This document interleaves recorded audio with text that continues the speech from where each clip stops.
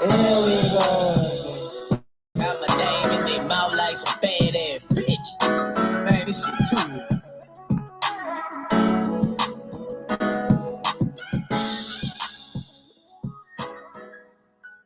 too. Ooh-wee, man. Welcome to Vino Entertainment TV, where we talk about domestic violence, firearm violence, being molested, and we also feed the unfortunate, which is the homeless.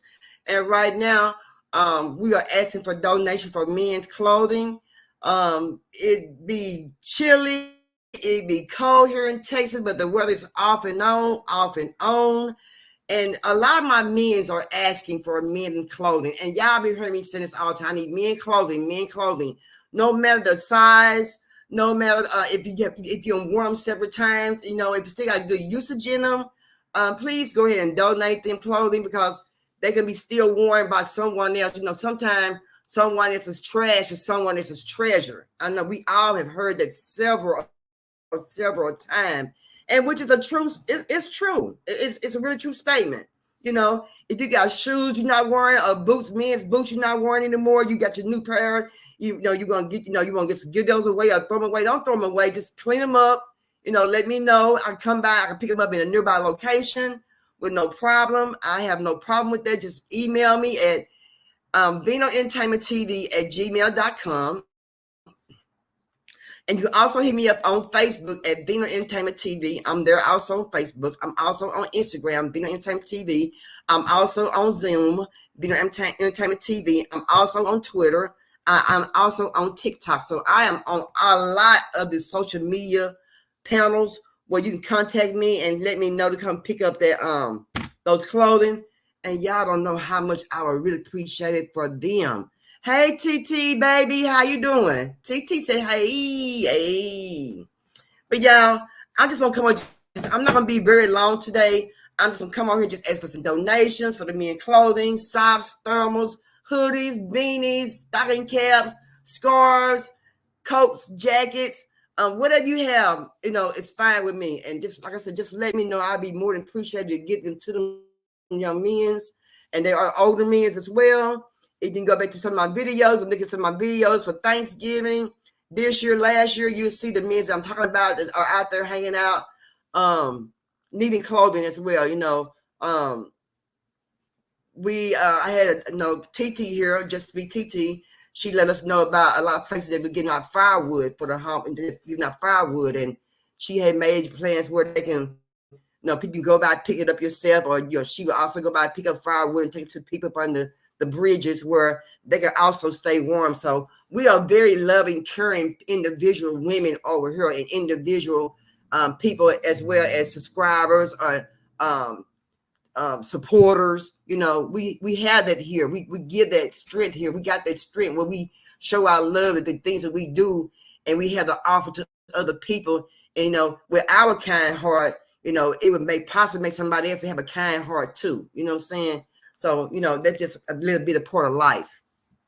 My co-host, she's not here, so I think she, she had some passing in her family, in her family, her granny. So, we know how they go when you missing a loved one and just been there for you for so long. So we know how it will impact you. We do know that. So, but prayer still going out for her, keeping her strong. This past weekend, weekend before last, my son's grandmother passed away. So they took care of that and everything. And my son went down and everything. And we, handling things according to what we're supposed to take care of. But, I'm going to say this different. I'm going to say this right here. Then I'm going to move along. When your time comes, when you have lived your life, have your affairs in order. Again, when it comes to time to ending your life, have your affairs in order.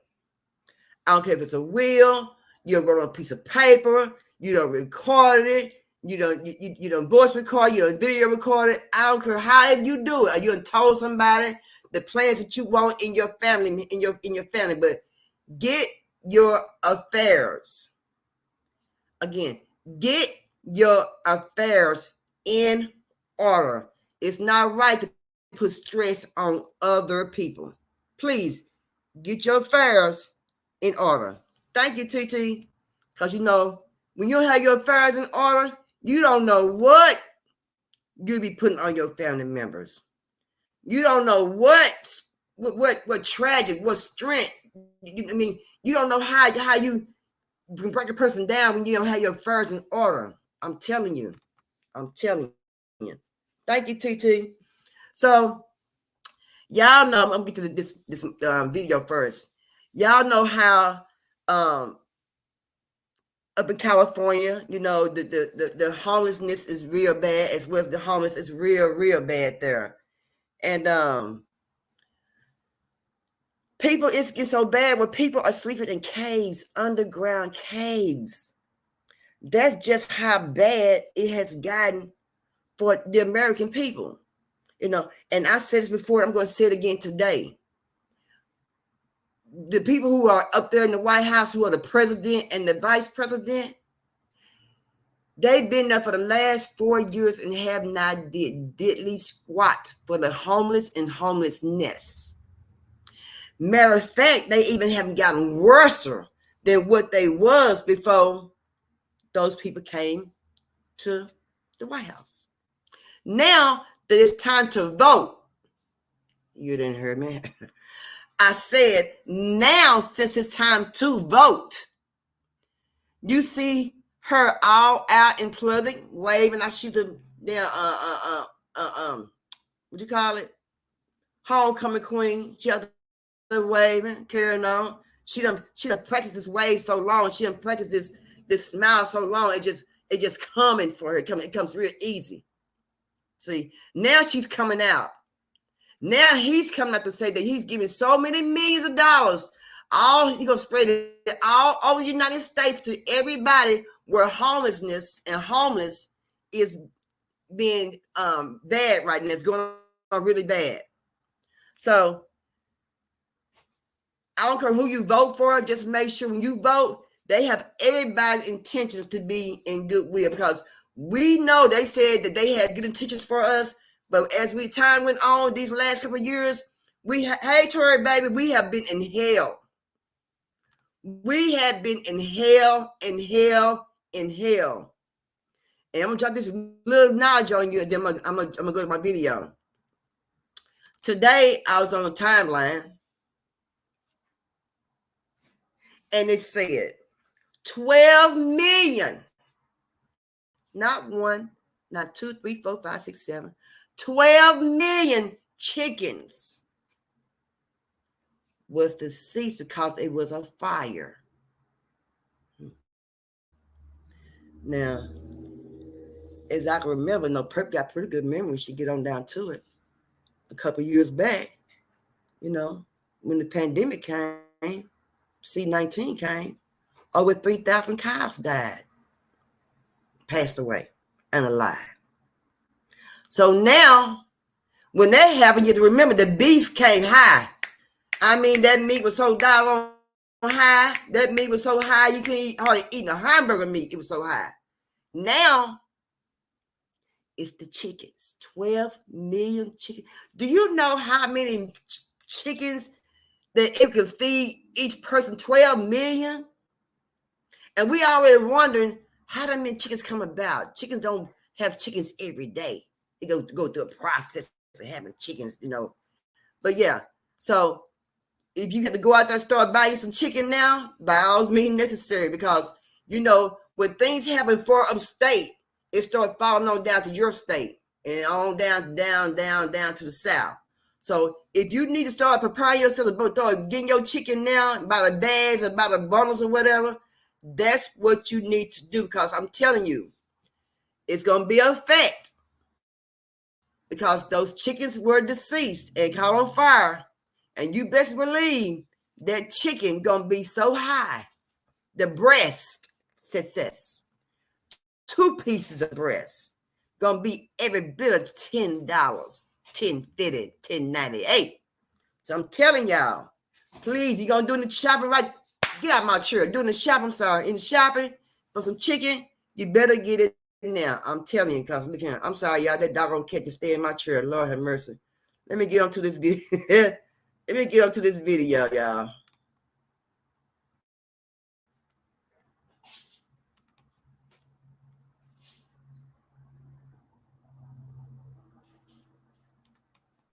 Volunteers in Modesto stumbled upon these underground structures while doing a cleanup this weekend. Yeah, check them out.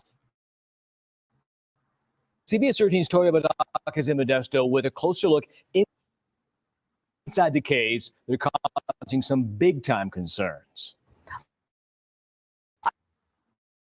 I've covered homeless stories in the past, but I've never seen such elaborate infrastructure for encampments. It starts with these makeshift steps that lead about 20 feet down below to where these caves are hidden. You can't even see them from, and that's the tech bomb. Hidden homeless caves tucked along the Tuolumne River in Modesto. These are basically stairs that they made to get down to the dwelling. Tracy Rojas took us on the treacherous walk to see the craters create avenue. It would be devastating. This whole side would come down, and That's how much was cleared out by volunteer groups. little things up on the mantle, lack of a better word, mantle, food items, drugs, guns. We had a hard time figuring out how they got so much stuff down in there, considering how hard it was. It's always hard to get it up the hill and get it out. Chris Guptill was one of these volunteers who says they found 8 caves in total, but it wasn't the group's first time down here. We really don't have a known solution to deal with it. In November 2022, CBS 13 took a tour of the cleared out caves.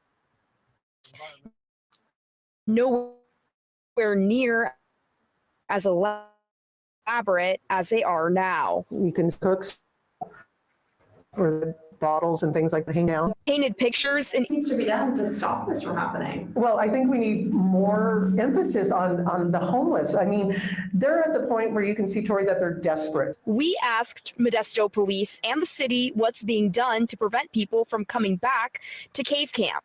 The response, they will continue to monitor the area and connect the homeless to services. It was already been proven that people are willing to dig those things out. So I don't think filling them back in with any material would work. The caves cleared for now, but the neighborhood near the river feeling no real sense of peace in this problem. It's a hazard for not only the homeless who live in there, but the people who are walking up here. Erosion, rising waters washing the belongings into the river, and contamination are all concerns. Rojas says that park rangers are planning on putting up cameras around this area and also signage, making it an official park. That way that they can have more enforcement.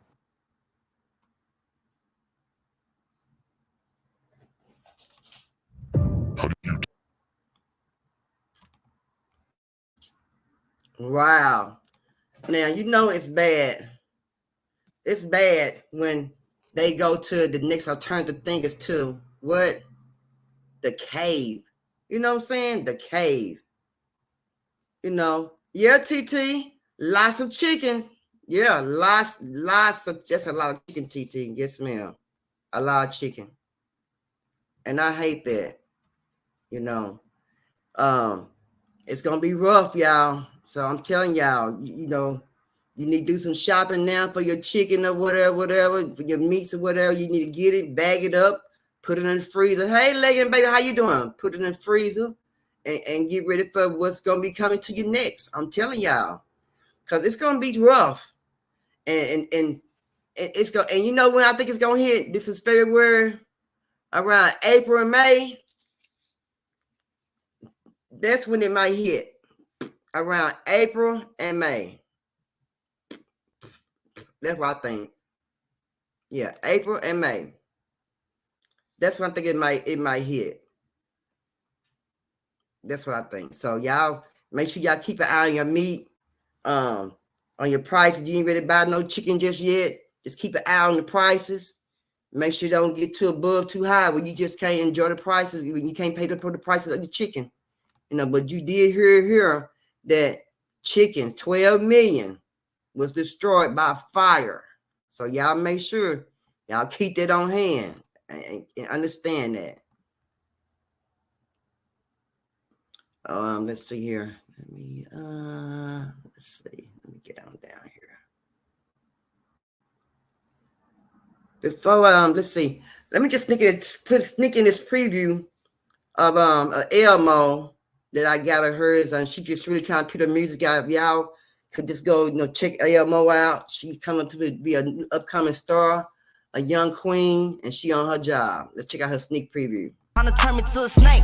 Ain't no flex when I tell you that we own it. And I ain't never been a snake to mice. Been living to carry out all this ice. I say, I ain't never been a snake to mice. We living to carry out all this ice. Yeah, ain't no flexing when we say that we own it. Ain't never been a snake to mice. Been living to carry out all this ice. Get it. Hey, running fast, you're quiet. Can't hear you, see you in the rearview mirror. Got them best since I was 3 years. After 6, I was seeking those empty pockets. I'm aiming, then I'm pulling. I done bodied everything I ever pulled a gun on. So what I'm guessing, guess it's karma. It's back to give me. I ain't flexing. Everybody know I'm the best. Pull your whole cord real quick. I caught a few slipping, now they Jane Doe. Shh, won't tell the stories about that. Just know been on this shit too long. Even let it go. Ask me, I was wellin'. Still wellin', ain't shit changed, but the age. I hope his mama recognizing this ain't good to this song, but this shit is giving knowledge. I'm the smartest and the hottest. You can never sit without it. You niggas talking like you really about it. And mama, I'm sorry if my pain is hurting, but I can't change who I am. I cannot change who I am. Running circles hotter than Vegas. I'm trying to get away.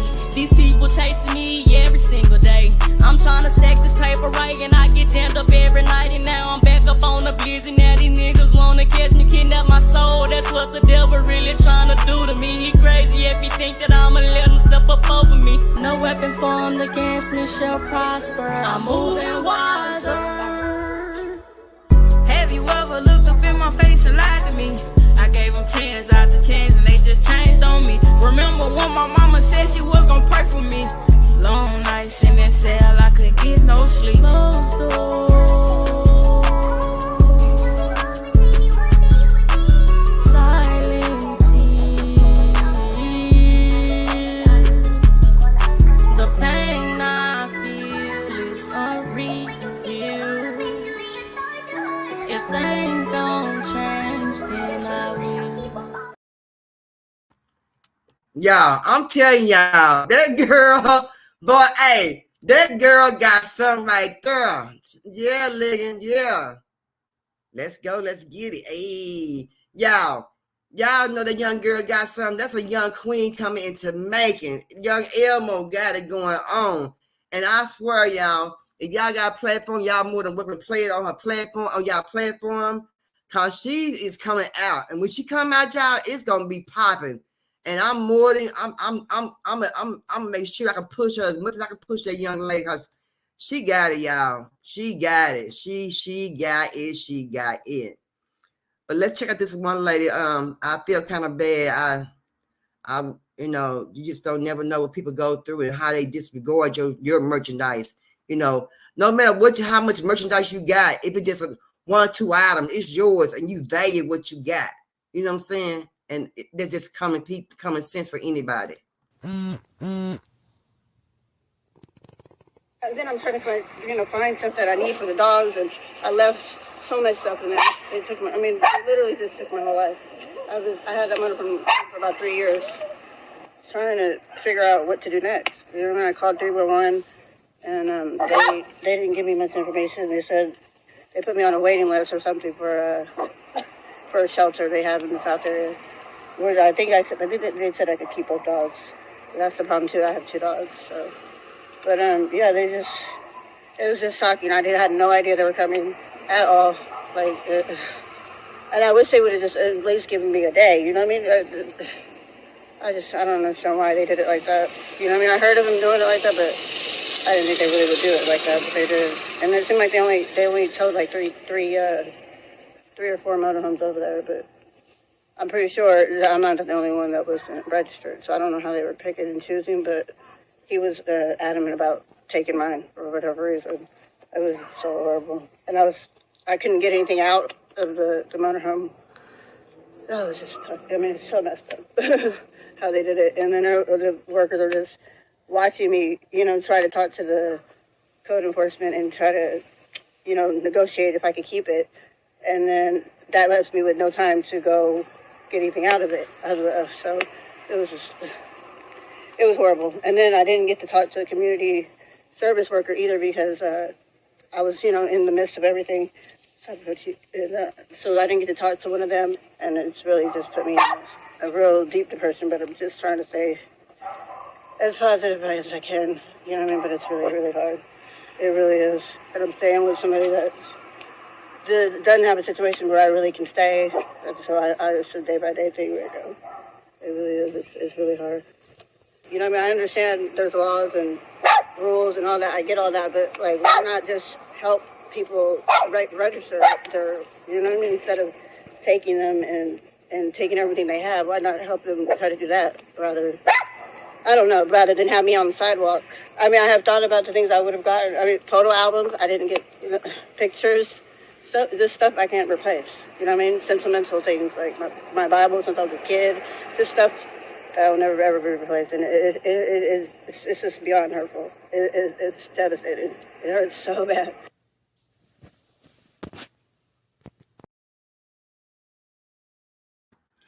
Do you know that's sad? They took all her stuff. Yeah, that's sad, TT. They took all her stuff that she had, the rest of the things that she had for the rest of her life that she had built herself up on, and took all her stuff and got rid of her stuff. That was her mobile home. That was her place to sleep at. Her and her puppies. You see what I'm saying? Because the tags was out. You could have just gave me a ticket because my tag was out. I think I would just drove on. I would have drove off. I would have got my shits and this and drove off. That's crazy. And her Bible, her pictures, her things that she can't get back. Some things we're older people. Y'all know what I'm talking about. Some things you just can't get back as you go through life. You can't get them back. You can always start over, but you can't get things back that you had before, especially things that was memories. You see what I'm saying? That's crazy. Lush said, these poor people has to be where their help out. Has to be where there's help out there for them. This is sad. They need more resources for the homeless. They do need more resources for the homeless, but they trying to put it out there. Yeah, I would drove out there. They trying to put it out there, but you know how you did your own thing for so long, and some people just don't want to be tied down to a commitment inside of a shelter, Do you have $1? No, I don't got $1. You need to get away from my van. Just $1. No, I don't have $1. Get the hell away from my van. I'm hungry. It's not my problem. Well, why don't you want to help somebody? Because I don't care. Can I have $1? No, you can't have $1. Go find a job. Go work. Go do something with your life. Do you have anything you can give me? I'm sorry. I can't help you. Why not? Because I just can't help you. Please, sir, I'm hungry. Can you please get away from my car, please? Please, I lost my job. Your job. Do you have $1? Here. I know what it's like to be out here. I'm sorry. I really am. This is all you have? Right now? Yeah. And you're giving it to me? If I don't give it, I won't be giving back. That's the truth. Because you were willing to give me your last $3. I want to give you something else. I want to give you this. Are you kidding? Are you kidding me? No, I'm serious. It means a lot. Oh God, you don't even know you changed my life. Thank you. Come here.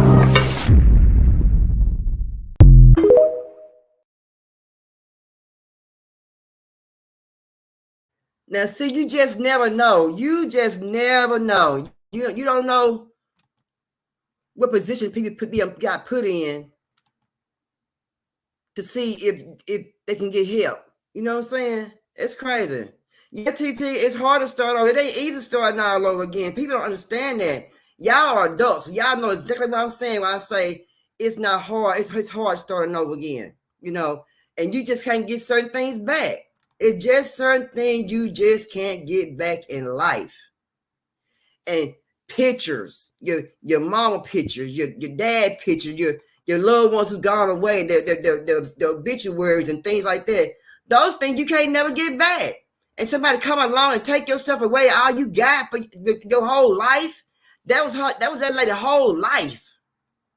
And then you got this lady right here come along, and you see how people are so mean to her. No, get away, get a job, get away from my car. You know what I'm saying? And that really hurts to see how people would do people who are in need. And people really do those things that you just saw then.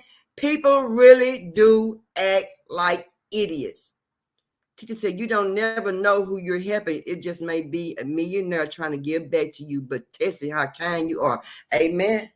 Let me go ahead and pin that right quick. I think I'm gonna pin that, TT. I pinned what TT said because that is so true, y'all. You just never know. You gotta be kind to people. You can't be out there shitting on people because they ain't got what you got. Because they ain't got what you got don't mean they ain't about nothing. They ain't worth nothing. They just ain't got what you got. Some people are fortunate than other people. And some people is not fortunate than other people. But you know, the ones who are rich on earth will not be rich in heaven.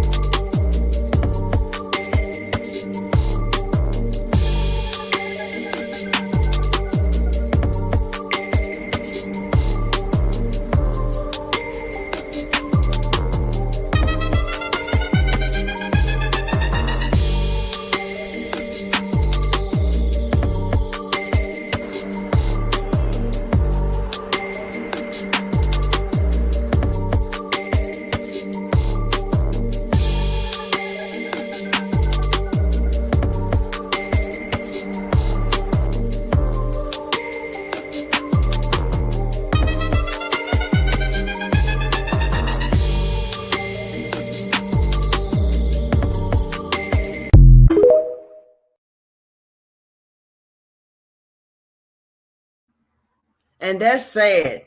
I mean, I know some homeless people be on drugs, and then some of them be on drugs so long, they have to be out there. I mean, in the environment that they're in, you can't blame them to a certain extent, and then you can blame them to a certain extent, but they're still people, and they still need help. Did y'all see how filthy? It was just never filth. It was just so filthy around there. Filthy. I mean, just imagine, again, just look around your house.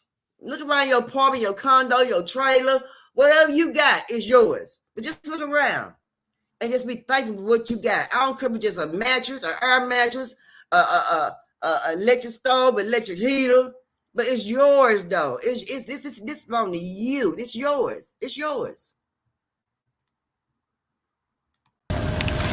Hey! Not you. Hey! Get it together. No. Stop it. Pull your mask up. No. Pull your mask up. Pull your mask up. Pull your mask up. And stop acting like that at the window. Because it's a matter of respect. Then you're going to calm down. If you're going to be at this window, you're going to get these services. You act like I care about a family. I know you don't care about a family, but I care about you. So act right at this window. Now put the bag out. Put the bag out. Keep it together. I know you don't care about a family. Let's care about this shit that's going out the window. Open the bag. Open the bag. Open the bag. You having a crisis? Don't throw it. Now give it back and open it. No. Come on. Open it nicely. Come on. You in the middle of a crisis, but you holding up my line. Let's get it together. Let's keep it together. I know you don't either. I know. Take the burgers. You in crisis. You don't need I'm trying to help you, King. Come on, let me help you. You was trying to help me. You know how to help. Let me you don't even know. I know. Pull your mask up, honey. I know. Stupid ass. I know. You don't even know. I know, honey. I know, honey. It's hard. It's really hard. I understand how hard it is for you. Would you like a Dr. Pepper or a 7-Up? Which one you want? Man. You having a hard time? I know it's hard, my love. I can only do so much to help you, but you got to help yourself, and you can't act like that. I love you. Bye. I'm supposed to just sit around. I know, honey. It's a hard day.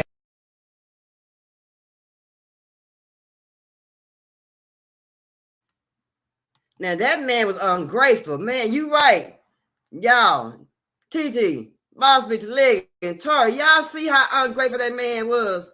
That man, boy, I tell you, that man right there, man, TT, to be very grateful because it's work. It could just as easily be any one of us in the other side facing home. Yeah, TT, that man there, I feel kind of bad for that man. That man is hurt. That hurt. That hurts. He just needs someone to care. She's doing a great job. Yeah, TT, he just needs somebody to care, TT. I ain't, y'all know what? I ain't never met nobody like this since I've been out. I'm so glad. Oh, I'm so glad I ain't never came across nobody like that.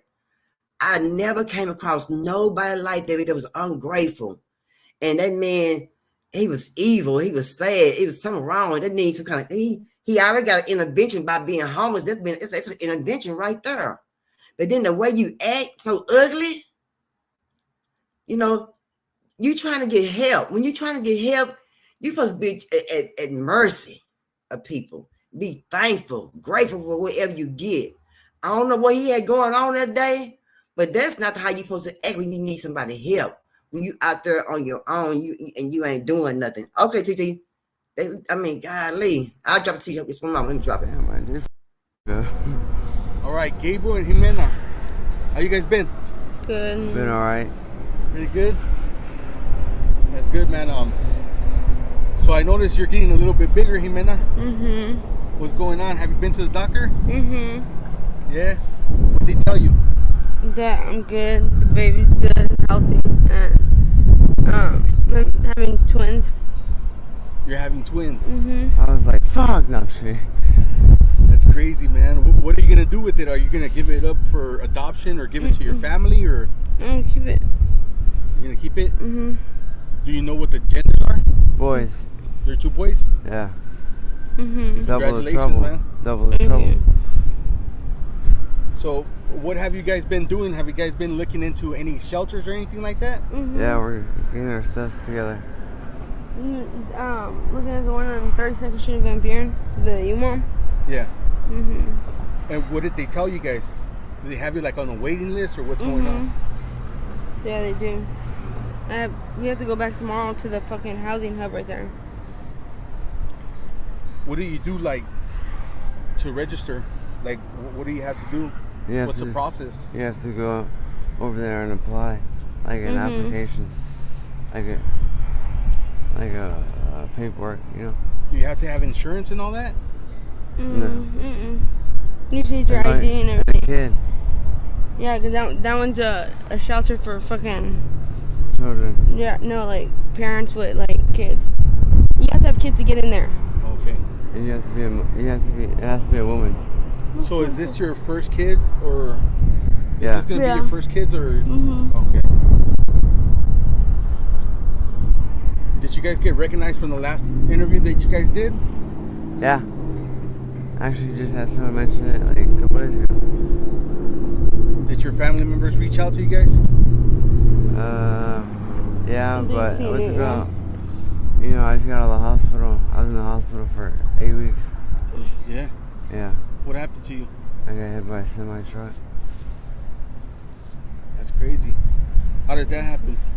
I was across the street. The person ran the red light. I hit and run. They caught him.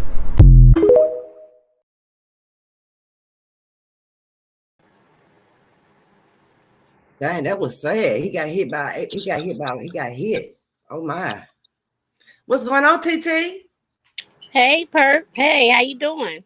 All right, how you doing, baby? I'm doing okay. I'm here. Salute to you in your chat. Thank you. These folks is crazy. You see how that man was acting when somebody was trying to help him? That ain't how you act. Yeah, that was sad. I felt that,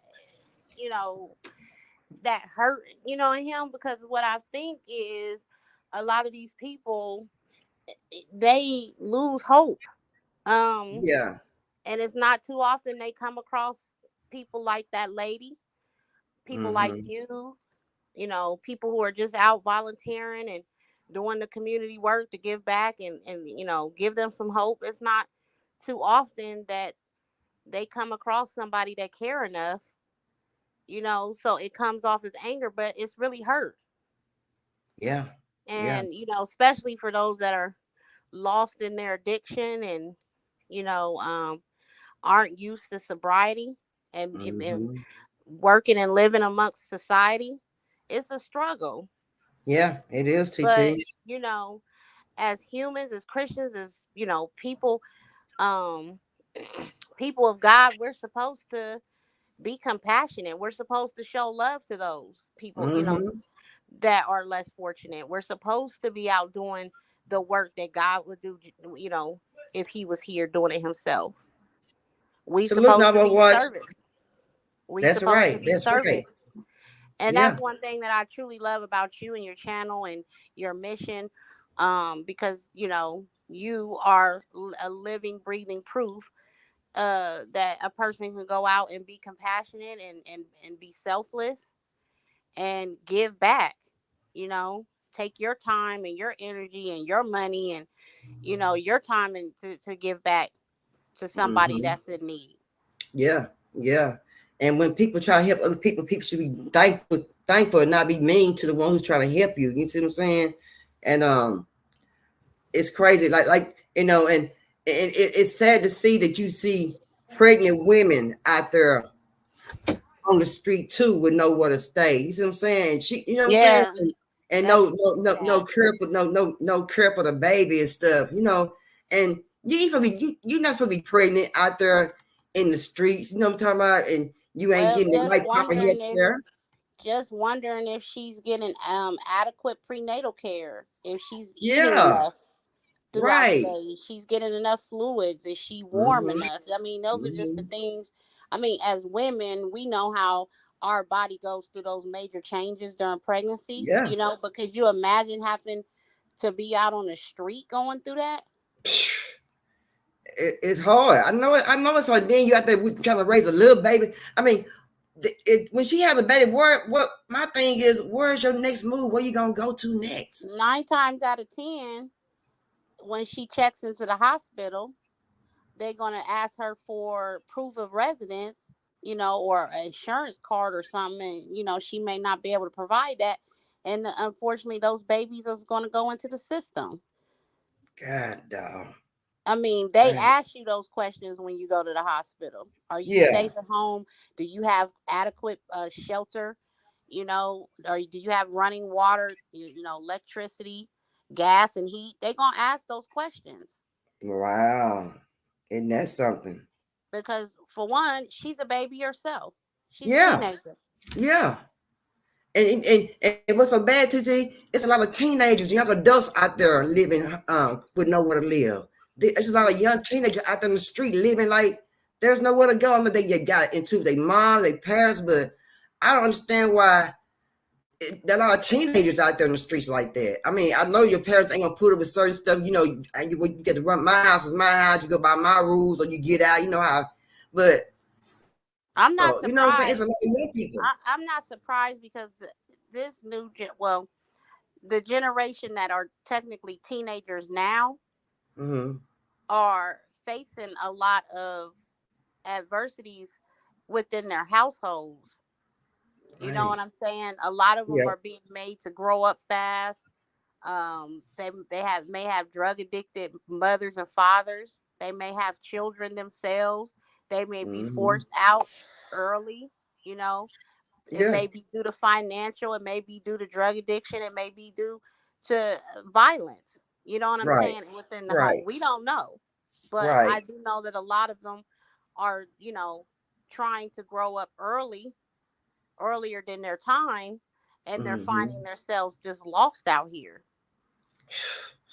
I wish they can get it together. You know what I'm saying? That's why a lot of people at the household need to have family counseling. You know what I'm saying? Which they don't. I mean, it ain't free, but a lot of people, a lot of households do. Yeah, you know how scary it was the first time you moved out of your mama house and you was getting your own place, and you had to juggle bills and you had to consolidate to make sure your rent was paid on time. You went out, you couldn't go out and party and kick it like you was when you was at mama house. You had to, have real adult responsibility. Some of these kids are not able to manage that. They're not able to balance the real, the real reality of being an adult and what comes with adulthood and the responsibility. So a lot of them is facing eviction. A lot of them is facing homelessness. Yeah, that's sad. That's really sad. I think, like Tori said, it's even tough to see women with baby strollers getting on the bus. I know it's tough. If that man made that baby, have at least have the decency to take the baby to the appointments. You know what I'm saying? Mm-hmm. You and the mother got to talk in the car. Don't say that one word. I wouldn't care. Just long I get to my baby appointment and get back. That's the only thing he should be caring about too. I think I was in high school and I used to catch here's CODA, the CODA bus. I used to catch CODA bus back and forth from where we lived downtown to where I worked. I was doing legal secretary for an attorney because I was enrolled at the career center. So they paired you with real jobs, your senior year.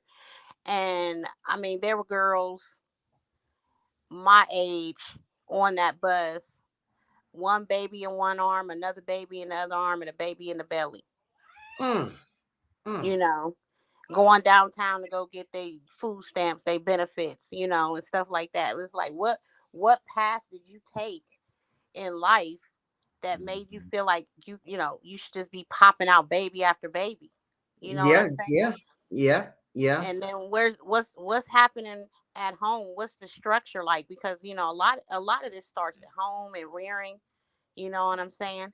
And that's one of the reasons why I'm in my daughter business. And I get on her nerves. I know I do, but I just grew up in a time where this was common, and the last thing you want to do is see that. And you a kid yourself, technically you can't do too much to help somebody else in that situation.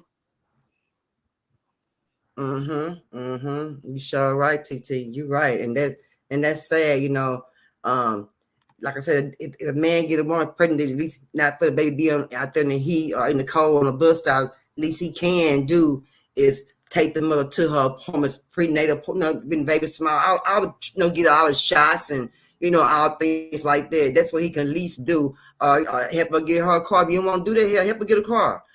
Uber her there and Uber her back, whichever one it may be, but it should be your responsibility as long as your child get to his or her appointment when she's little. Yeah, but that young man and that young woman sleeping outside and homeless together. Yeah.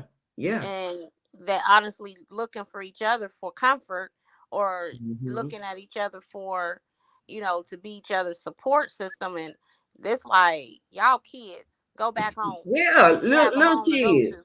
Yeah. Do you know all the time in the world to shack up with a man or a young man or a young female? Be a kid, enjoy your childhood, because that life is hard. That ain't the life you want, huh, TT? Oh hell no. I mean, and then it's really sad when they digging in trash cans looking for food or eating off of what leftover food people done thrown away. Like, that is crazy. That's a crazy life. That's a crazy lifestyle. That's why I said take a moment and look around your house, apartment, house, trailer, hut, whatever you got. Just be appreciative of what you got, because you can end up in the same situation as these people. Life can be a little harder than what it is. You know what I'm saying? So look, appreciate what you got. No matter what it is, it's yours. You know what I'm saying? You comfortable. You just have to be like that. And people have to realize, like I said earlier, you might not be rich here on earth, but you will be rich and you will be rich in heaven. You know what I'm saying? Round Table said, I wish I could be a child, because these bills, baby, who you telling? I move my mama any day, baby. And everything tripling, bills up sky high. It's like, you be scared to open the bill when it come in the mail. TT, I go my mailbox. I might go my mailbox once a week, or sometimes once every 2 weeks. Girl, I go every day, but it'll be sitting on that table waiting on me to decide when I'm gonna want to open it up and be depressed. But that's just the thing. Like, you put your bills first because you need the roof over your head, you need the water running, you need the lights on. You know what I'm saying? And that comes with mature. Everybody don't have that. You know what I'm saying? what's the word I'm looking for? Everybody don't have that mindset to just go on, oh, here come the bill. Let me make sure I get it paid right now while I got the money on me. Yeah. You know what I'm saying? Yeah, because some people don't realize the late fees. When you have them late fees, you will get some late fees. Even late fees make your bill be a little higher than what it really need to be. Yep. And the first thing you want to do is spend it on what you want. You know what I'm saying? Or spend it what you need in the house. So you like, okay, let me go on and get these groceries. Let me go ahead and get the toilet paper. You know what I'm saying? You know how we do. You know, but that bill still sitting on that table staring at you like, did you forget about me? You know what I'm saying? You got to pay the bill.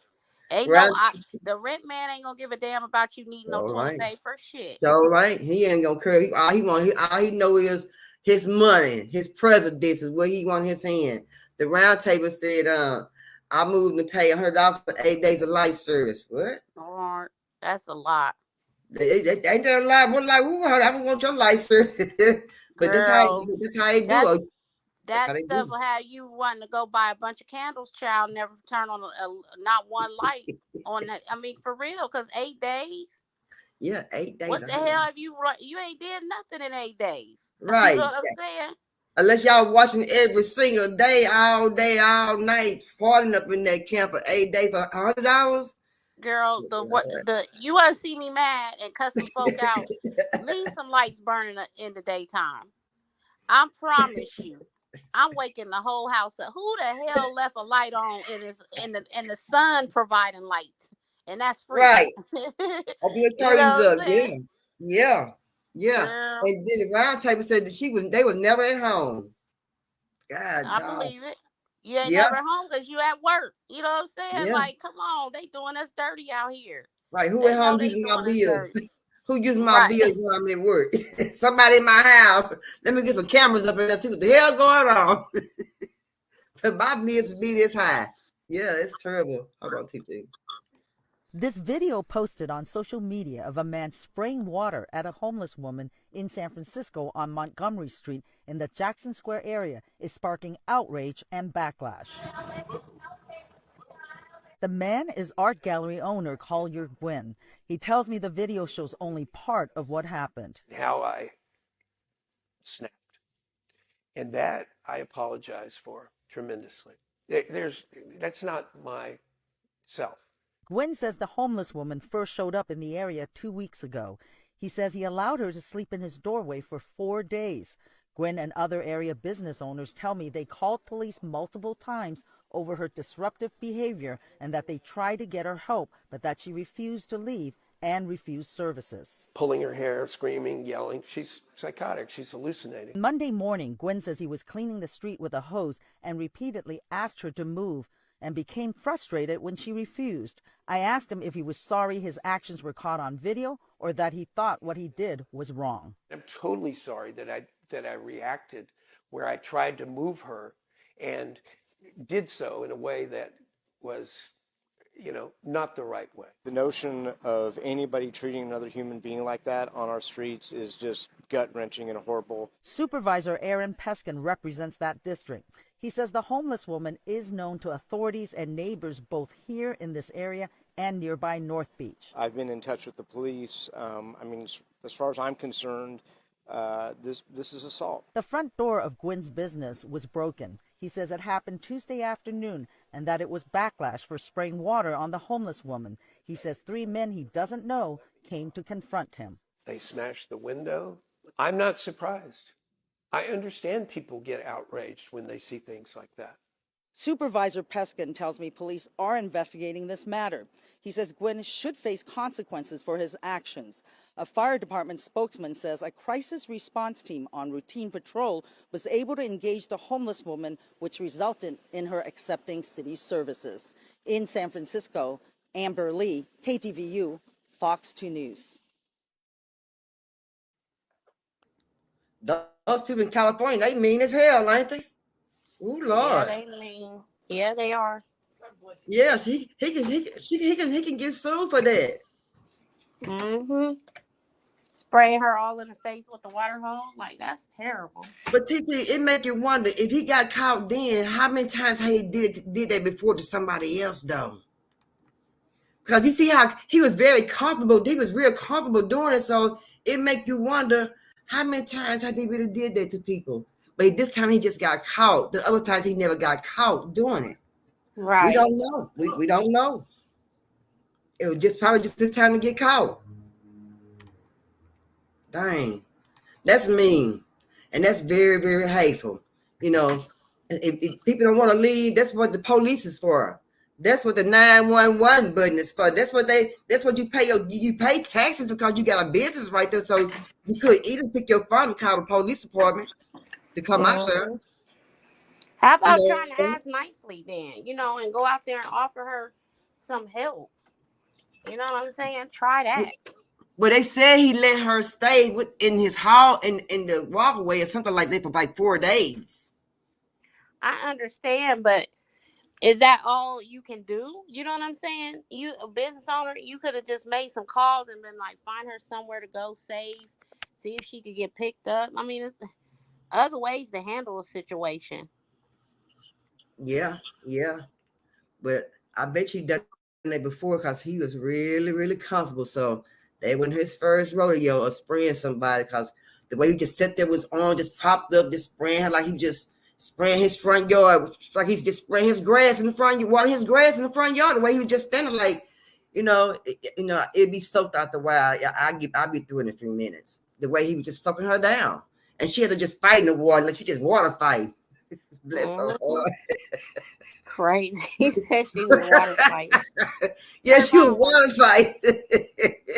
And that man was wrong for that. Shame on him. Shame. But somebody got in touch with somebody and gonna buy her a lawyer, and he might be end up paying her way where she gonna have somewhere real tight and cozy to sleep at because of him and what he did. I wouldn't even treat a stray dog like that.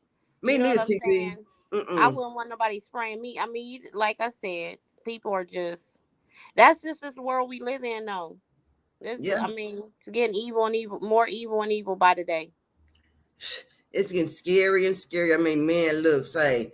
I'm about ready to I need steel on my front door, window, patios. I mean, look, that's why it's best to make your house comfortable as more as you can because you ain't going to be able to go outside to do nothing. You're going to be confined to your house. You're too scared to go outside. There's going to be so much crime going on. And, man, and all these people coming over here. I mean, we in more trouble than we think we are. We're in more trouble than they saying, and we are in more trouble than what they're showing on TV, on the news. I'm just gonna say that. Exactly. So I hope y'all understand what I'm saying. Let's go to the next video, TT.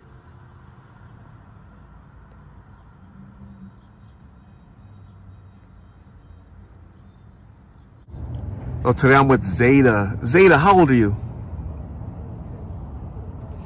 I'm 29. Okay. Yeah, I'll be 30 December 1st. That's my brother's birthday.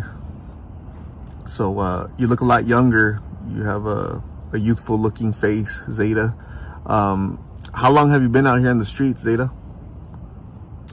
I'd have to say maybe about 20 minutes. I'm just kidding. I'm gonna say maybe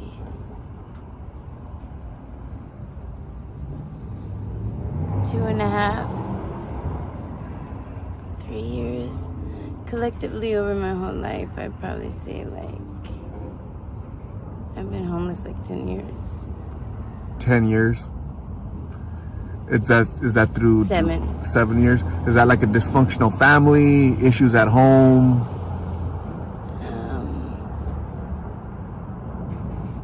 Yeah, pretty much. Yeah. And how long have you been using blues?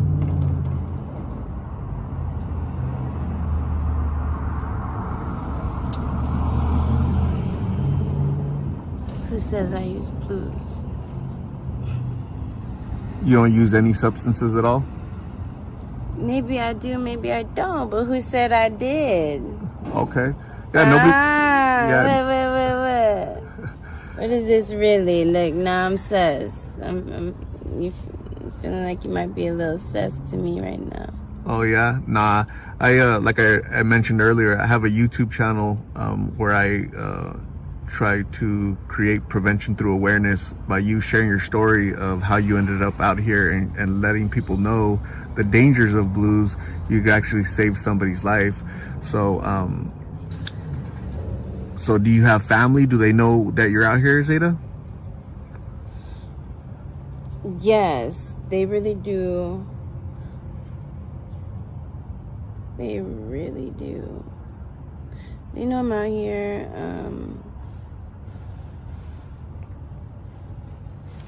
I don't think they really just like, you know,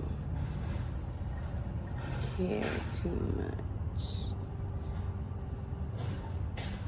I don't know. It's just, I don't know if there's really much they could do. You know.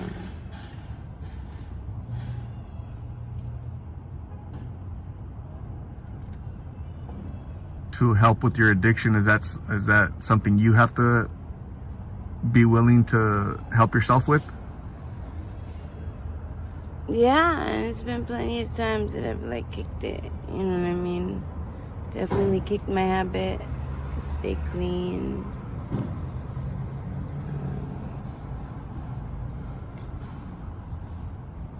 You know, it is very hard to stay clean. What makes it so hard? Is it just very addictive or what?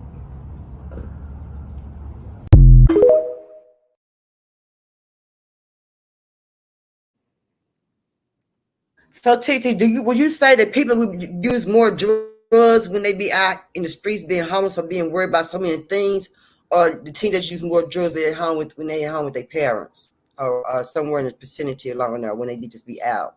Well, I mean, honestly, I think that that's the reason why they are on the street. I mean, how many parents, gonna let you sit up in their house and do dope? I think a lot of them run away from home, or they choose to just go on about the street life, and they end up in a homeless situation because they are strung out on hard drugs. And that young lady, and she was a pretty good. Yeah, and she was a pretty girl. She and like you said, she had a youthful face. I said she a young girl. And I wonder how old she was. I mean, she had to be like in her 20s, early 20s, maybe. I would say. She said she's 29 and she's been out there 7 to 10 years. So yeah, early 20s, late teenage, early 20s probably. My God. And you gonna want to be where you can access the drugs the easiest. But you would think you would want to get your life together out of all the years you've been out there just struggling on the street like that. You would think that, I need to get myself together. So, at some point in time, I got to get it right. When you in an addictive state, your only goal is to chase the drug. Nothing else matters. Not the way you look, not the way you smell, not family, not kids, not a lover, a husband, a wife. They don't care. They don't care. That's bad. And she said her parents know, but they don't. She said they don't care.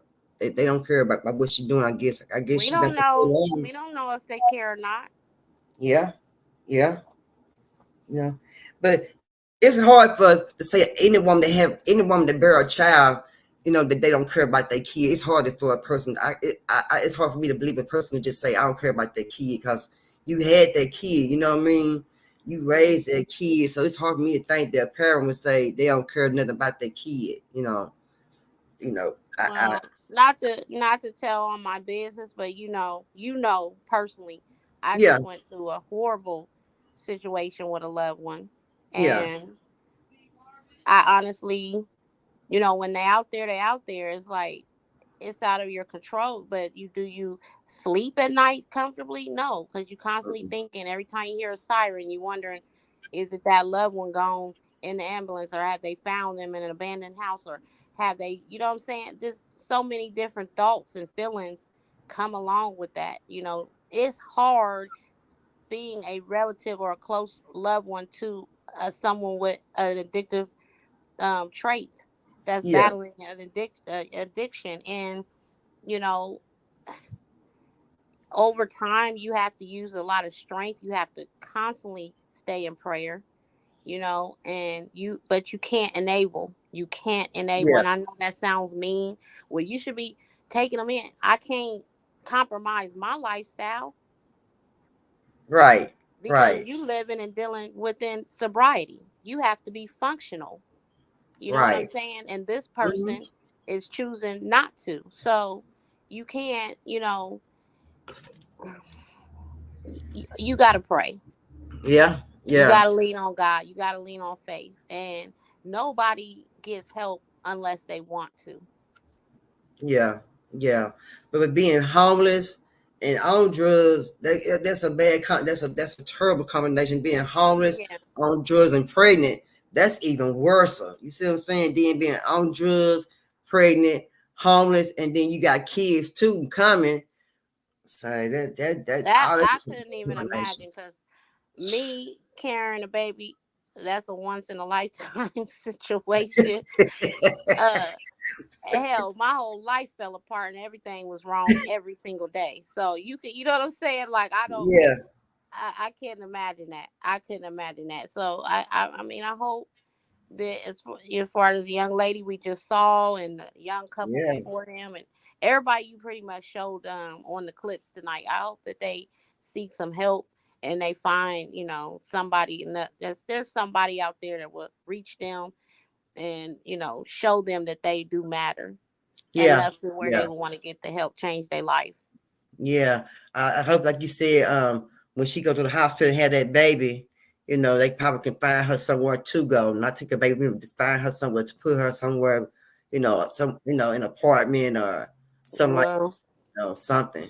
I don't they know. will, but then in a lot of situations like that, Mhm. because she didn't go out and seek help herself, she may be drug addicted herself. If there's any drugs in her system, any Oh drugs in that yeah. baby system, they In ain't trouble. gonna leave those kids with her.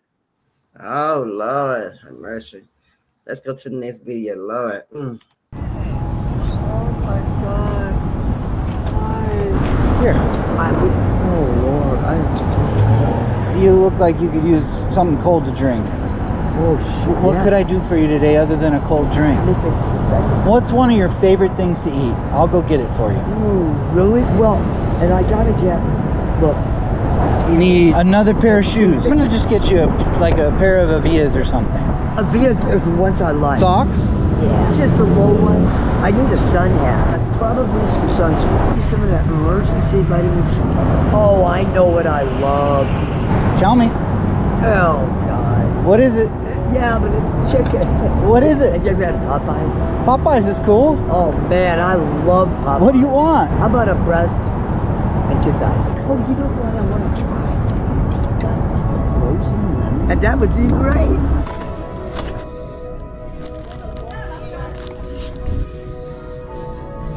Cool. Oh, I'm back. Thank you. Got to relax a little bit. I scare you. I made myself a little. There's the Popeyes, your frozen lemonade. I got a bunch more stuff in the car. I'll be right back. Okay, you got to choose between these hats. You can have both if you want. Okay, do you want to give that one to a friend? I know you like to give things away. What do you think of those? No one ever asks, but I got you underwear. Okay, emergency sunscreen, 10 pairs of cushy socks. Then I make these at home. I've given you one before, haven't I? So here's another one. Last summer I got you a cooler. So I got you another cooler. And you said you wanted Gatorade last time. Yeah, I did. And then I just ended up getting some ice from Popeyes. No problem. I don't want you to get up because you look nice and comfy. But I always offer a hug or a handshake. So today is a handshake.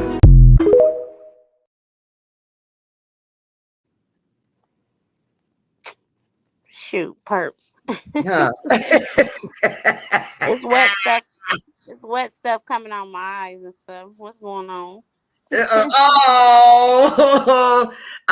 wanted her some Popeyes chicken.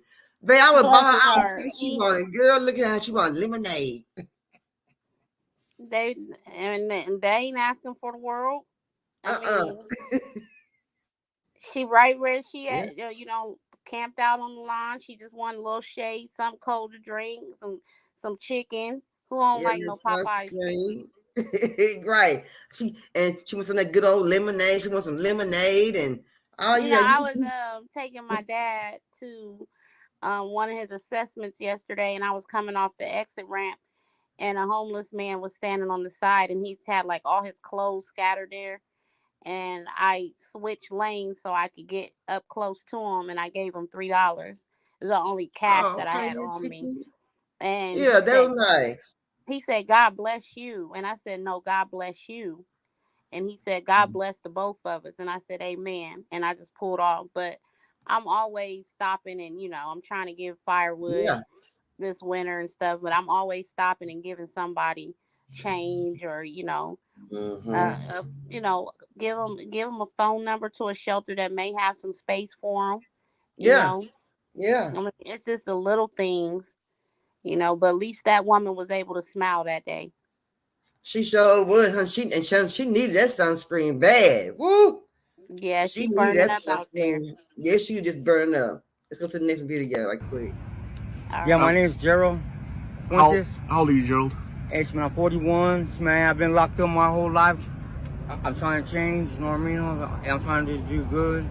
Do you have any questions for me? I will answer your questions, you know what I mean? And how long have you been out here in the streets of Phoenix? I've been out in Phoenix basically my whole life. I've been locked up since 8 years old. I just barely got out 2 weeks ago. Okay. And how's life out here in the streets? Life is hard. Life is a struggle. You know what I mean? Life is a struggle. And you told me earlier that you're trying to get your life on track. What are you doing? I'm trying to get my life on track because I'm SMI and I'm trying to do my clinic and I'm trying to do all that. You know what I mean? That's what I'm trying to do. SMI is severely mentally ill? Yes. And do you like go to a doctor, like a physician? Yes, I get meds. I do all that. Okay. Do you have any children? Yes, I got one. How old is your child? 23 years old. How's your son doing in life? Awesome, man. He's doing good, Holmes. He has a job and everything, Holmes. He gets paid. Holmes is doing real good. You proud of your son? Yes, I am. Okay. And what high school did you go to? I didn't go to high school, man. I've been locked up since 8 years old. I've been in juvenile hall and I've been a prisoner. It's like basically my whole life. So being locked up has been like your school, huh? Yeah, basically Holmes been my school. What led to that? Just growing up in the lifestyle. Growing up back in the 90s in lifestyles, man. You know how it was, low rider cars and fast lives, you know what I mean? Family members in and out doing that stuff. Basically what it is. But like I said, my goal is to help little youngsters don't go to prison and don't fall in my footsteps and all that. I want to be a peer supporter. I want to be a peer supporter. I want to walk with the kids like, hey, this is not the life for you right here. This is, you know what I mean? I want to change his life. Because I've done a lot of horrible stuff, that I regret, you know what I mean? I'm not going to talk about, you know what I mean, all the positive 15 years, you know what I mean? So, you know what I mean? I stepped down in 2015. So, and now I'm trying to see the bigger picture, not just one side, like a lot of the other guys see one side. I see the whole side, like you. I see the whole side. And I don't know you, like I said, you can be good for me and help me out. I don't know that. Most people don't know that. They just want to be close-minded. That's not me. Like I said, man, I choose to educate myself in prison and come out here and use my education I used in prison. Because I taught myself what I basically taught myself. So yeah, that's basically, you know what I mean? Gerald, I told you that the purpose of this interview was to help young people out there that are at home, they're lost, confused, they're making bad decisions. Maybe by you sharing your story, you can help educate them and say, hey, don't choose the path that I chose, right? Yes. And what can they do? Who can they reach out to? They're struggling at home. Should they reach out? They can reach out to a clinic. Man, they can reach out to a counselor. They can reach out to me. You know what I mean? If I see them on the street, there's a lot of mental health assistants out here is what they can reach out to. And even these little girls, even these girls can reach out to them the same way. because these lawyers are getting beat and they can do all that too. The youngest person I've seen out here, Gerald, was 13 years old. What's the youngest you've seen out here in the streets? The youngest I've seen was 11. What were they up to? They were up to no good. What do you think is happening? Why do you think so many young people are out here? It's the parents, is it society, school? What's happening? No, it's society, you know what I mean? They just struggling. They want to look cool for the wrong people, and they don't want to listen. Teacher, he said 11 and he said 13. I can't put my baby. That's a little bit. I mean, they ain't a little bit baby, but that's a small kid. That's an elementary kid, right? 13 years elementary, right? Yeah. Yeah, 13 years like, elementary. That's not even. Yeah, that's not even middle school. I don't believe, or that's the start of middle school. That's young. Yeah. Did he say he had a 23-year-old? Who will put their kid at their early age? I could never put my kid out like that. That's sad. I could never put my, no matter what go. I mean, at that age, you can still get your ass whooped at 12, 11, 13 years old. You know, and I wonder, were you classified as a runaway, a missing kid? Am I static? Yeah. Hold on. I heard a little bit in the background. Yeah, I heard a little, not your voice, but just a little bit in the background.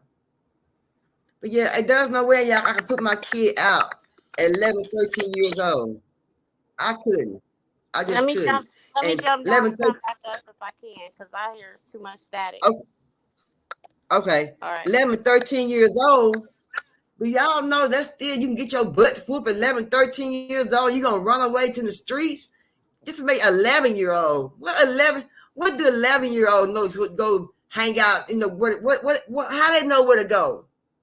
Are they friends holding them at their house? But 11-year-old homeless, a 13-year-old homeless, they were elementary kids. They still were in 6th grade, 5th grade, somewhere along there, 4th grade. Hey, that's too young, y'all. That's too young for me. Y'all, please hit the like, share, subscribe button. I sure would appreciate it. Man, this is crazy. It is illegal to be homeless in virtually every state in the U.S. except for 2, Oregon and Wyoming. Man, you telling me in the middle of a financial crisis, rent skyrocketing, food high as hell, clothes, shoes, everything just going up, and it's illegal to be down and out and not have nothing? You're going to get locked up. And some homeless people, they actually do little small stuff to be locked up, to get that food and to be inside a warm place or a cool place during the summer. You get what I'm saying? So this is crazy though. And it gets you thinking, like, why y'all making it illegal to be homeless? Because it's kind of wild, because some homeless people are actually happy and content. Or I don't know if they lying or telling the truth. But I got a friend from high school, and I won't say his name or nothing like that, but it's a lot of people I went to school with and stuff. They either homeless, coked up on drugs, this, that, and the third, right? And this guy had told me, like, every time I see him, I felt bad, because we used to be best friends, super close, back in middle school. And every time I see him, I felt bad, and I'd give him something. I'd share a word with him, try to tell him some encouragement to get him back right. And one day, he was just like, man, I'm more happier than you. And it made me self-reflect a little bit. I know I'm happy as hell with my life, but for somebody to tell you that and to compare their happiness with your happiness, like, even if you're happier than somebody, you don't never tell nobody no it's like that. Oh, I'm happier than you. I'm like, oh shit, damn. Like, this nigga tripping. That made me like, I bumped that nigga after that, for real. But I listened and whatnot. He just listen for the little moment. He was just saying, like, he ain't got to worry about nothing. He ain't got to worry about no taxes, no bills, getting up for work, worry about this, worry about that. But most people just running and rambling, frustrated with life. He ain't got to worry about none of that. And it kind of makes sense. But even with me having to deal with paying taxes, running and rambling, or whatever the case may be, shit, I'm happy doing that shit. You know what I'm saying? Like, working for myself, doing what I do, like, just being an entrepreneur, whatnot, the case may be. Like, I'm happy with life. But for most people, that's is working a 9 to 5 a job that they hate or doing things. Even working 9 to 5, you can be happy. But I'm saying if you're not really happy every morning you wake up and ready to attack the day, I get what he was trying to say. But if you talking to a person that's ready to attack the day every day, I'm waking up before the alarm clock. Don't need the alarm clock to wake up because I'm excited about opportunity and the being able to not know what I could do each day. The sky's the limit every day. You could hit it big in the stock market, have a great day. You could have a crazy video. You could have multiple funerals in one day type jump. I ain't want to say too much because he's just telling you all my different avenues of, you know what I'm saying? But you just excited about life. But I get it though. Like, if you homeless to a level, especially like the homeless couple video living in the storage, like I said, everybody that's homeless ain't homeless, and they down and out. Them people racked up thousands of dollars. They got more money than 80-90% of their viewers. And they not sad homeless people. They, Xbox 360, nice things, Teslas and all that types driving. You know what I'm saying? Like, they ain't down and out homeless. They just know how to beat the system and overriding it and also manipulating people on the internet. But anyway, that's another story for another day. Ain't want to hold y'all too long. But So in Oregon and Wyoming, it's illegal to be homeless. So do that mean that they got enough resources there? They make enough income as far as money to live in a proper place where there's nobody in those little towns or cities that's not homeless? It got to be something for not to have nobody there to be homeless in Oregon and Wyoming. It's illegal everywhere. It's illegal everywhere except Wyoming and Oregon. Oh, except Wyoming and Oregon. Yeah, he's basically saying all 50 states except those 2 states it's illegal to be homeless. Yeah. Well, if Wyoming and Oregon can do it, why United States? Why everybody else couldn't be like them and have nobody that's homeless? I don't know, Perp. Maybe they got all the money. Maybe they but by it being a state-to-state basis or whatever, they have more resources and maybe they put into, I don't know, maybe they just got the money to get them people up off the street. But we taxing them for, an unfortunate situation they living in. We finding them, put them in jail, or we feel like it's a hazard for them to be on the street.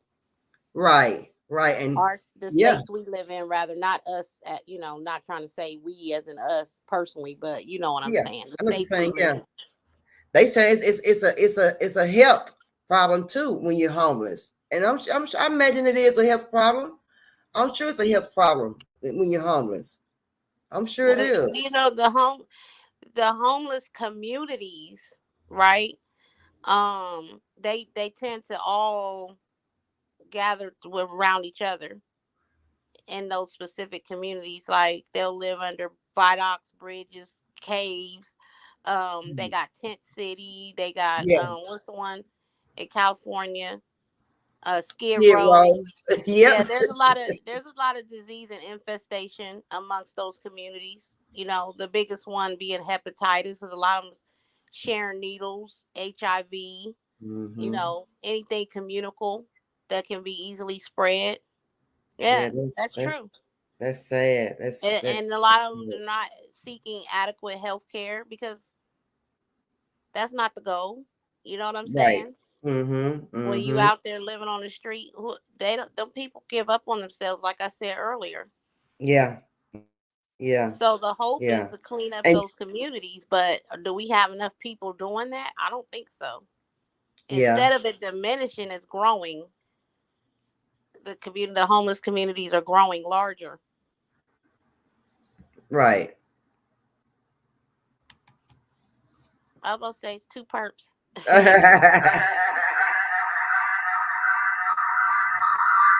Hold on.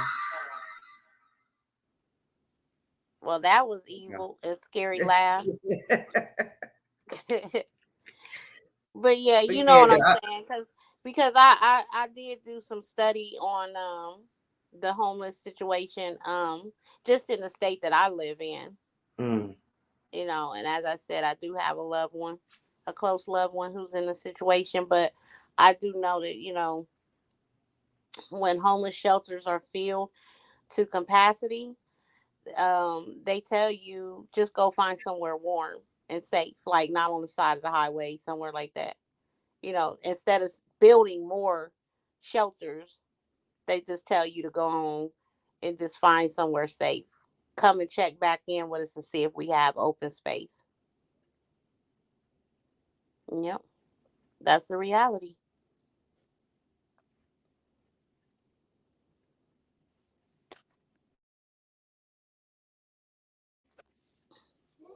I guess maybe we lost Kurt.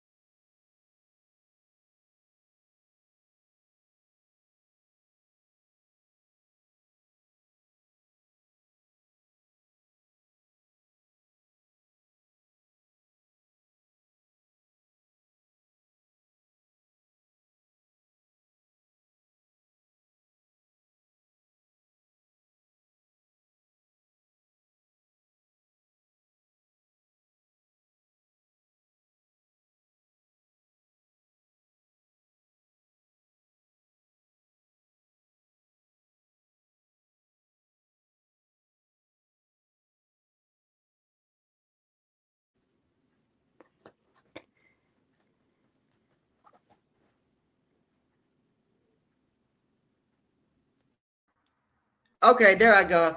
I fell out some kind of way. No telling, girl. I was just sitting up here patiently waiting. But I got that AT&T. Huh? I got that AT&T. That's how I beat sometimes. I got AT&T. That's how I beat sometimes. Oh yeah, I know. But yeah, let me get on down through here because I'm almost through here. I got to show one that I hope everybody understands. Let's see. Man, we got people, we had to go sleep out of vents. They come up out the ground just to stay warm at nighttime. You know what I'm saying? Down there, downtown.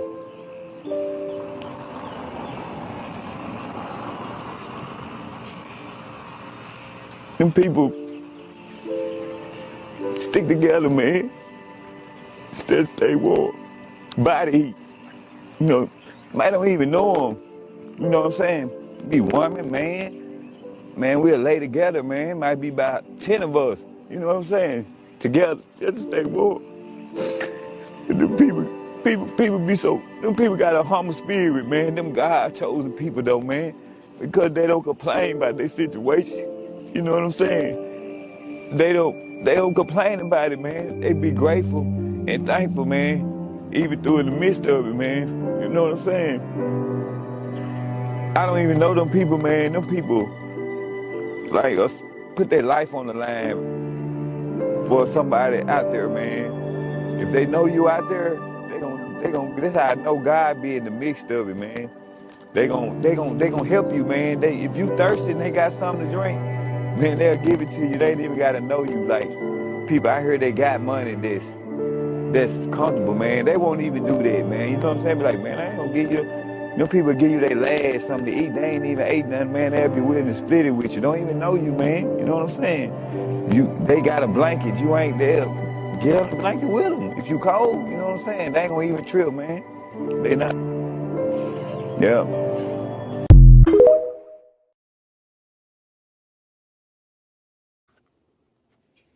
He got a good heart. That man was crying. That man, he got a very good heart. Yep, He got a absolutely. good heart.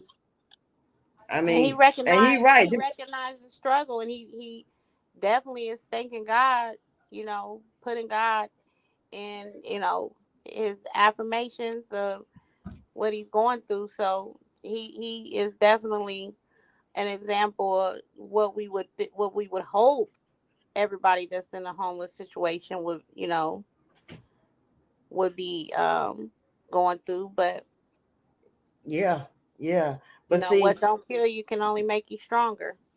when I be out with the homeless people, TT, I don't hear them complain.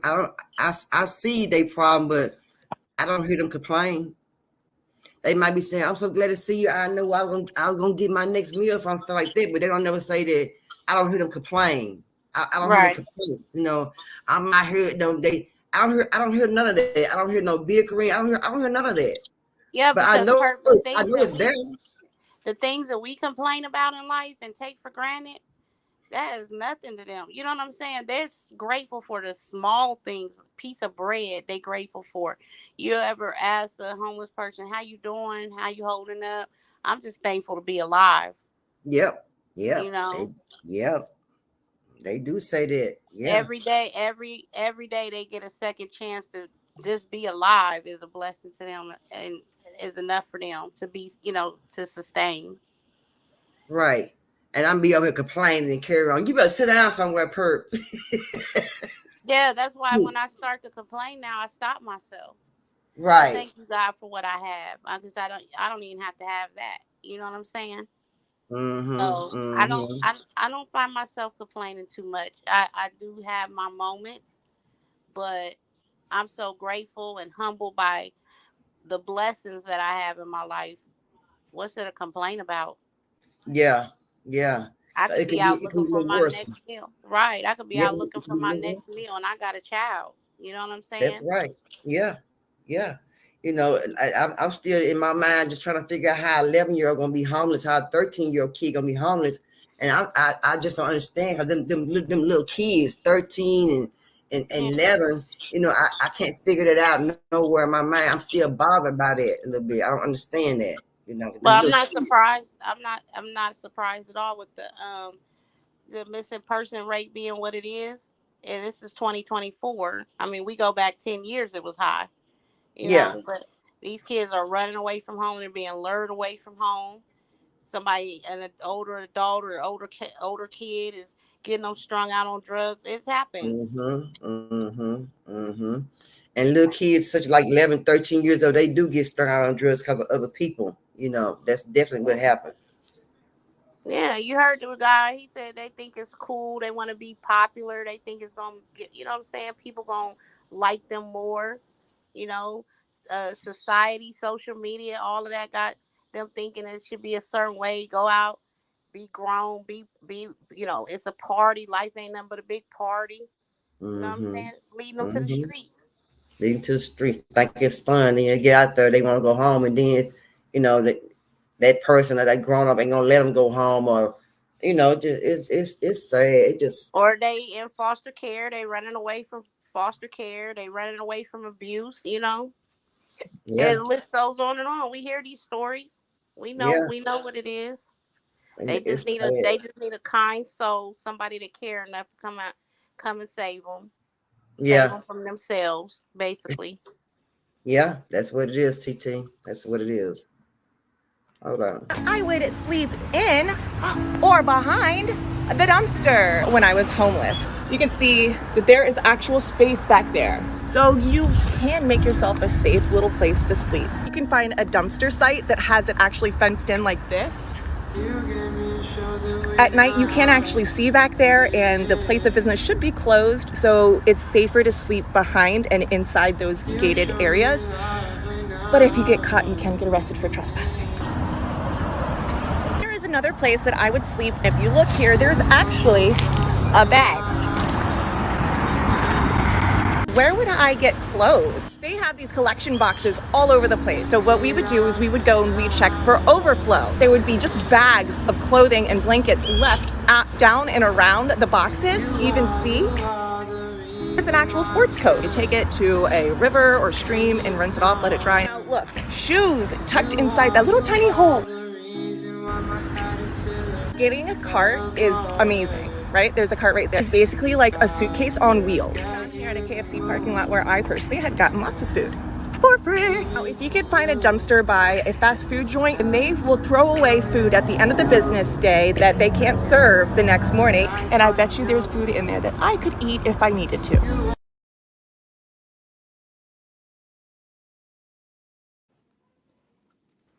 I guess I'm bougie because I couldn't sleep back there. I'm sorry. Oh Lord. Well, she's giving tips on how to survive being homeless, and Yeah. you know, Yeah.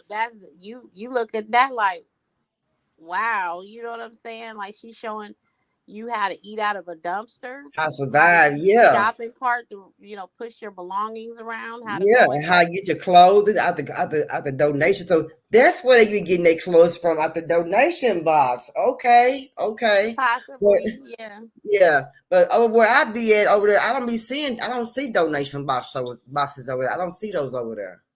I don't Oh, see we those got one. anywhere. We got a donation every 3 to 4 blocks here.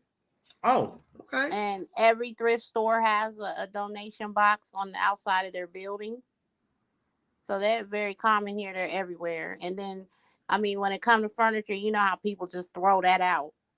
Yeah. Yeah. You know, Yeah. mattresses, Yeah. old worn couches, that whatever. Yeah. So I don't know. Everybody I know that's homeless. They don't have nowhere to put furniture at. People want to donate furniture, but they don't. Where they gonna put furniture at? They ain't got nowhere to put furniture. They out here in alleys sleeping, in corners. no, it's not. It's not like that here. It's not like a Skid Row or these. They don't pitch tents. Sometimes you will see like under a viaduct. I know off of the freeway, it's like real wooded. It's like a real large wooded area. Um, you walk a couple miles and there's just a big clearing, and they just back there. And in the summertime, they ain't really the shelter unless it's raining. You know what I'm saying? Then I think they go like under a bridge or something like that close by. But Yeah. yeah, they just make a fire. That's why firewood's big here in our homeless community where I live. Yeah. Firewood is very important to them. They're great. I mean, they're grateful if you bring them food, canned goods, stuff like that, clothing, but they're more grateful when you can bring them firewood because that's what's lighting their way or keeping them warm at night. Yeah. But they Yeah. just, I mean, the police don't bother them here. They just, they just out there, and it'd be like a few 40, 50 of them out there in Well, one big that's good. clearing. Well, I'm glad they don't bother them, harass them, and checking for IDs and trying to make them move and stuff. I'm glad they don't do that to them. I'm If glad. they don't bring Yeah. attention to themselves, 9 times out of 10, they okay. It's some of them been out there for years.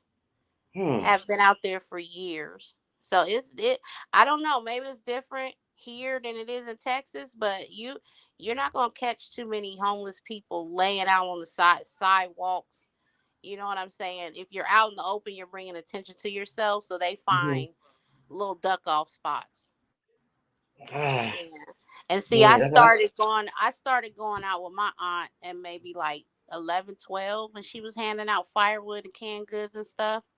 And she would go to the pantries and she would just collect whatever y'all got. I want it. Just give it. Whatever it is you got, give it to me. And yeah, start going out there with her to hand that stuff out to the homeless. Mm-hmm. And that's how you learn when you're young how to appreciate what you got and how to treat people and stuff like that. Yeah, most definitely, TT.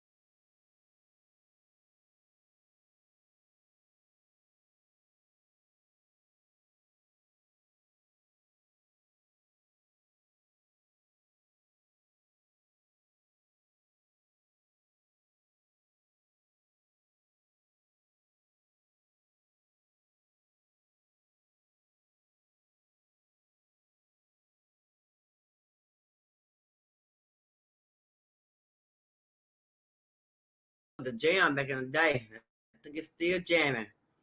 But TT, I'm gonna play this one video, and I want you to give me your perspective of it. And I know you're gonna do just that. Let's hear it. 911, where's your emergency? Hello, 911. Hello? Hi, police officer. Is your mom or dad there? No, but my mommy's sick. Your mommy's sick? Yeah, Where are you? at my house. Do you know what your address is? Yeah, What is it? a little house. It's a yellow house. Do you know what number the yellow house is or what street you live on? No, How old are you? 3.5. You're 3.5? Yeah, Okay. Do you know what town you live in? yeah, What town do you live in? in the house. No, no. What town do you live in? And cheese. Do you live in Brielle? No, Do you live in Point Pleasant? Is your daddy there or your grandma or anybody who's a grown up? my mom is here. Could you give the phone to your mom? Yeah, All right, thank you.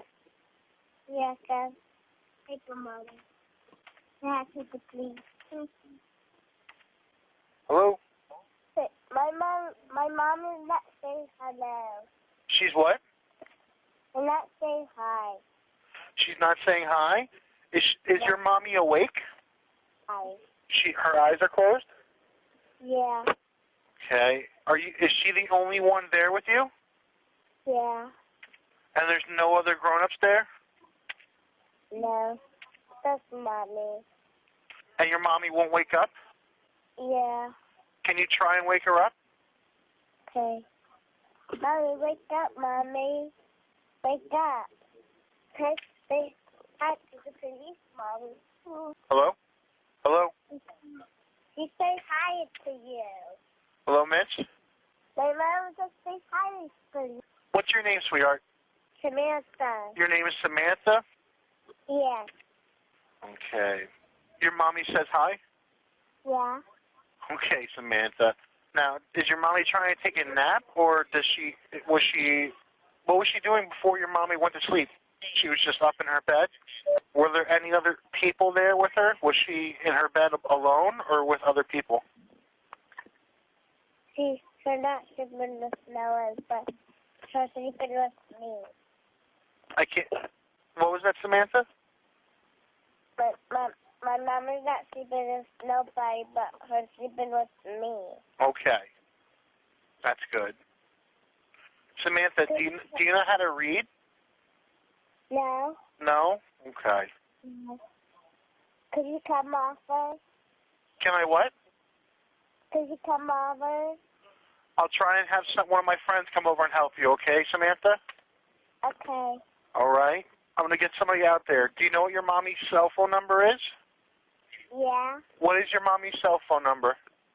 I don't know. You don't know? Okay. Yeah. I'm going to have somebody come out there and help you, okay, Samantha? Okay. All right. Bye. Bye.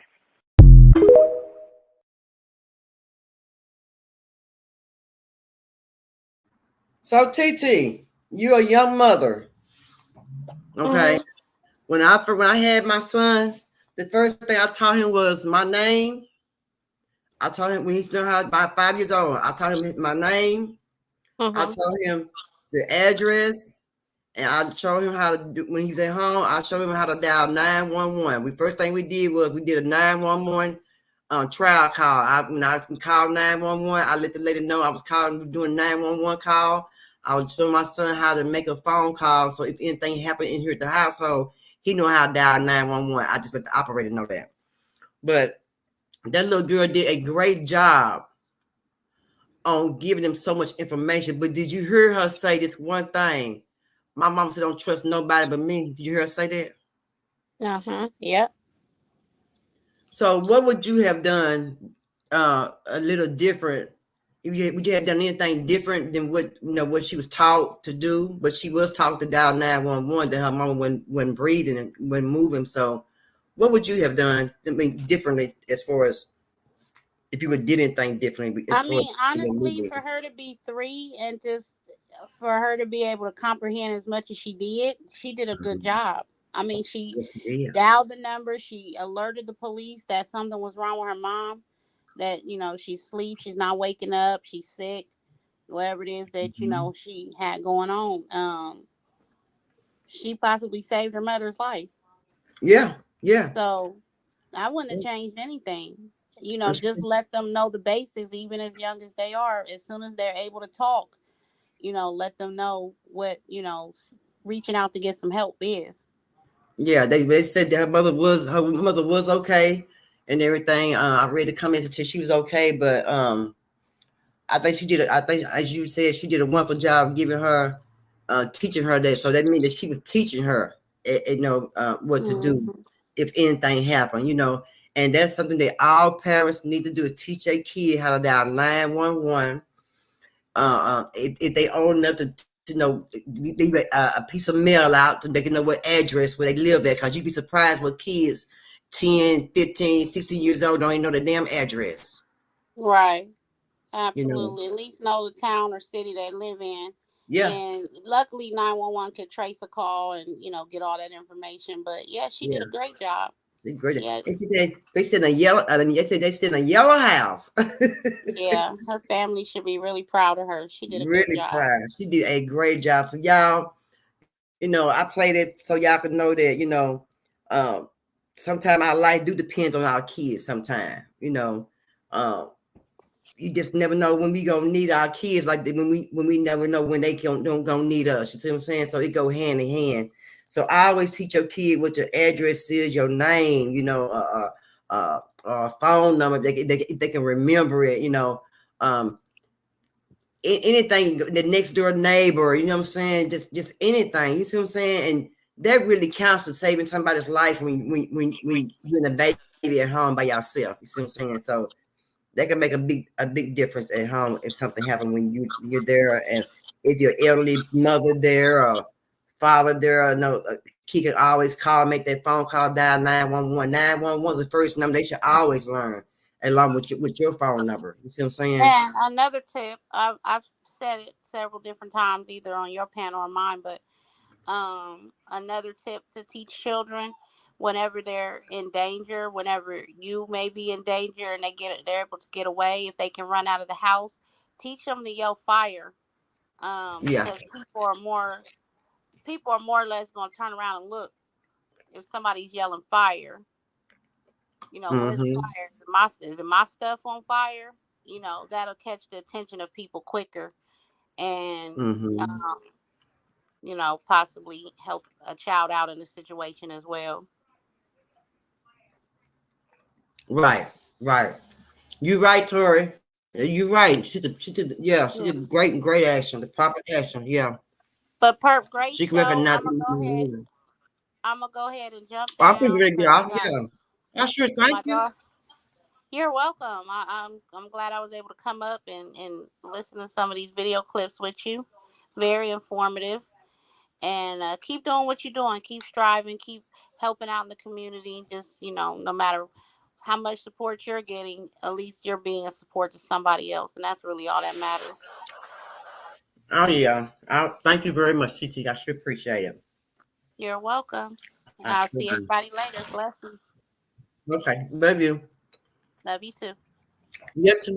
Yeah, it's very important to teach your child the proper methods to saving your life, helping you when you're in need of a medical emergency. It's very important. You know, kids are smart, so that's why you can teach kids anything now. Y'all know how kids pick up the tablets, the phones, they find the games, things like that. So your kid can learn things, you know, like the young lady did. So never think that your kid can't learn. They always can learn to make the right phone calls to save your life. You just never know when your life need to be saved and whose hands it may be in.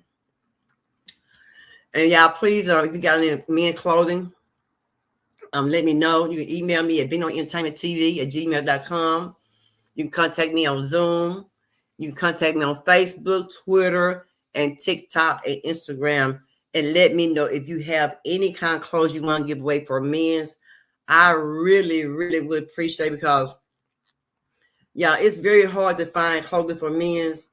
Y'all know that we shop daily. You know, we always buying us something for ourselves. You know, it's never a time that we ain't buying them for ourselves. We always get something for ourselves.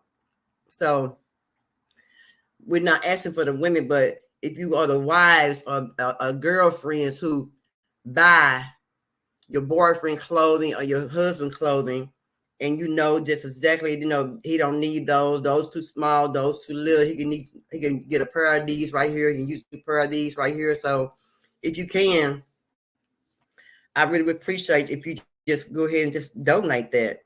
You know, like I said earlier, somebody's trash is what somebody's treasure. You just never know who you can be helping. You know, when they be really needing it. I really would appreciate it. You know, but I just want to come over here and just say that, you know, get that out in the open, and you know, spread a little love about what's going on in with the homeless people.